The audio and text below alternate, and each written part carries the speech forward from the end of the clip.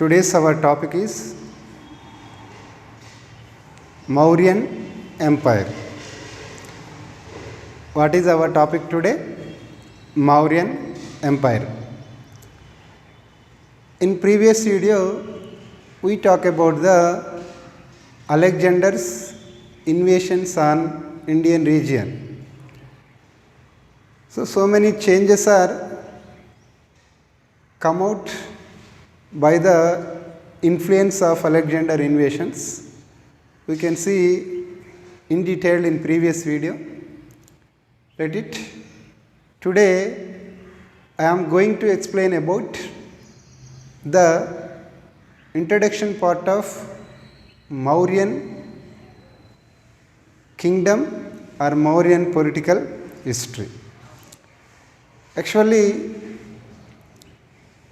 the establishment of Mauryan Empire is a new era in the history of ancient India. The establishment of Mauryan Empire is a new era in the history of ancient India. Why? Because up to the foundation of the Mauryan Empire, there was no sources, there was no clear information about what happened in the first period. From this dynasty onwards, a number of literary sources and a number of inscriptions and a number of material remains are available. These all sources are most useful to the study of Mauryan kingdom and also most important information gives to us. These are a valuable information about the study of Mauryan dynasty. So what type of sources are most useful to the study of Mauryan kingdom? Here I mentioned some key points. So students write down. What are the main sources study about the history of Mauryan kingdom? Here I mentioned three types of sources. One literary source, and second material remains, and third inscriptions. These three categories sources are most useful to the study of Mauryan Empire. First one, Ashoka's stone and pillar edicts are most useful information gives to us about the Mauryan Empire. Ashoka's stone and pillar edicts. And second, Kautilya's Ardhashastra. This is most valuable account, gives information about the Mauryan dynasty. Kautilya's Ardhashastra. Who is Kautilya? Kautilya was the prime minister of Maurya Chandragupta, the founder of Mauryan kingdom. With the help of Kautilya, he was also known as Chanakya and Vishnugupta. With the help of Chanakya, the Maurya Chandragupta established the Mauryan kingdom. He belongs to Brahmin sect. He wrote a famous text, that is Ardhashastra. In that he mentioned not only the principles of political and also discuss about how the Mauryan kingdom was established. This information was mentioned in the book of Ardhashastra. So this is most and most important source, and it was a most valuable account. It gives information about the Mauryan kingdom. And third, Megasthenes Indica. So Megasthenes was a famous ambassador. He came from Greek to the court of Maurya Chandragupta, and he visited Maurya Chandragupta court and write a text about the administration of Maurya Chandragupta, and also discuss about social and economic conditions of contemporary period. So it was also a most valuable account. Information gives about the Mauryan kingdom. And Vishaka Datta's Mudra Rakshasa. Vishaka Datta, he was a famous poet and scholar of the period of Mauryan kingdom. He wrote a text that is Mudra Rakshasa. What is that? Mudra Rakshasa. It was also a most important literary source about the Mauryan kingdom. And so Kalahana's Rajatarangini. Kalahana's Rajatarangini. Kalahana also a great poet and scholar in the history of ancient India. He wrote a famous text that is Rajatarangini. In that he mentioned about the princess of Kashmira kingdom. In that he was also mentioned about the history of Maurya Chandragupta, and also indicate about the history of Mauryan kingdom. So that is also one of the most important source of the Mauryan kingdom. And Somadeva's Katha Saritsagara. Somadeva, he was also a famous poet and scholar of the Mauryan kingdom. He wrote a famous text that is Katha Saritsagara. Katha Saritsagara. So it is also a most valuable account, gives information about the establishment of Mauryan kingdom. And besides these sources, the Buddhist text and Puranas also most useful to the study of Mauryan kingdom.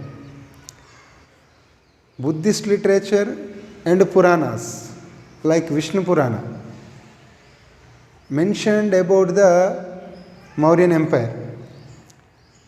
And pottery, coins, sculptural remains. These also clearly indicate about the situations and conditions of Mauryan Empire. And Nagarjunakonda Junagadh inscriptions also mentioned about the Mauryan administration and Mauryan political history.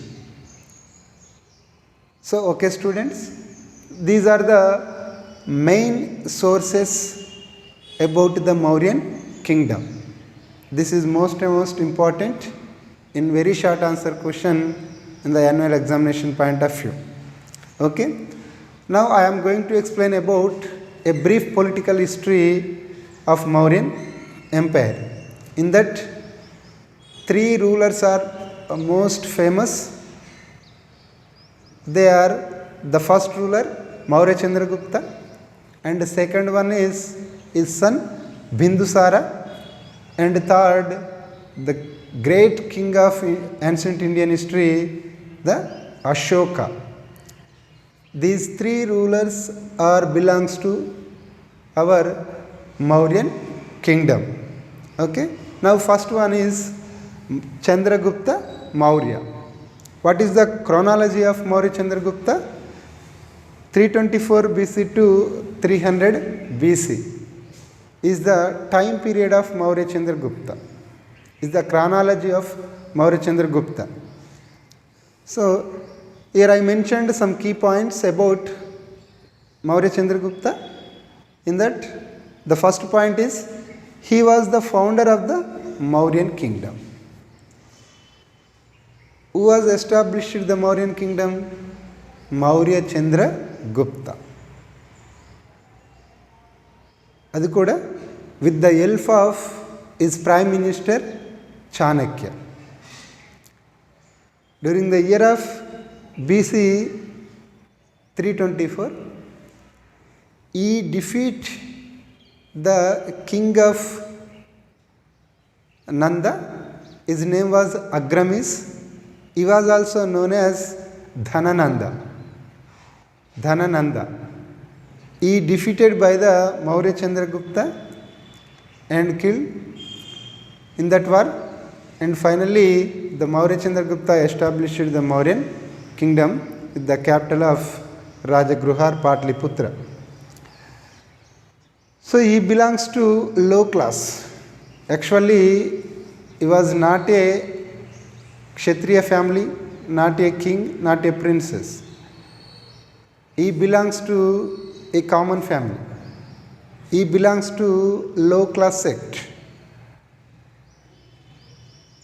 The Vishaka Datta's Mudra Rakshasa tells about the birth of the Maurya Chandragupta information. And Vishnu Purana also mentioned about the birth information of Maurya Chandragupta. But Buddhist texts are not agreed with Vishnu Purana and Vishaka Datta's Mudra Rakshasa. The Buddhist literature says that Maurya Chandragupta belongs to Maurya Kshatriya sect. But Vishnu Purana and says that Maurya Chandragupta belongs to low class sect. Whatever it may be, at the year of 324 BC, he defeated Dhanananda and established a new kingdom on the base of Nanda dynasty. That is Maurya or Maurya dynasty. So what are the boundaries of Mauryan empire during the time of Maurya Chandragupta? East side Bengal, west side Axis river, it is now located in Afghanistan, and north side Kashmir, and south up to Karnataka. These are the boundary lines of the Maurya Chandragupta's kingdom. So in the year of 300 BC, he left the throne and he comes to the north part of India and followed Jainism principle and spread the Jainism principles in the last stage, and he was died with following of Sallekana Vrata of Jain principles. After the death of Maurya Chandragupta, his son Bindusara ascended the throne of Mauryan Empire. So, Bindusara, second one is 297 to 273 is the time period of Bindusara.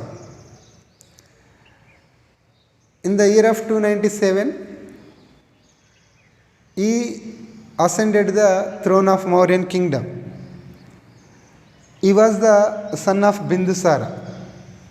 He had a great title, that is Amitra Ghatra. Amitra Ghatra అంటే శత్రువులకి నాశనం చేసినటువంటి వాడు. And he had conducted military raids. He had conducted a number of military raids throughout the north part of India and southern part of India.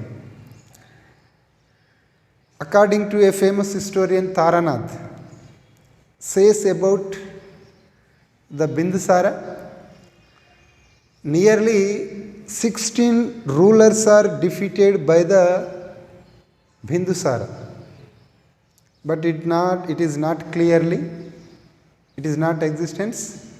But he says Bindusara was a great warrior. He had conducted a number of military raids throughout the Indian territory. In that he mentioned 16 rulers are defeated by the Bindusara. And he sent two ambassadors, his ambassadors to Syria and Egypt. And he had an interest to know about the Greek culture. That's why he sent his ambassadors to the Syria and Egypt. Especially, he wants some fig fruits and wine to Syria. That's why the king of Syria sent a large number of fig fruits and a special wine, and one ambassador also sent to his court. So, this is information about the Bindusara. Tomorrow we shall discuss about a famous king, Ashoka, the great king.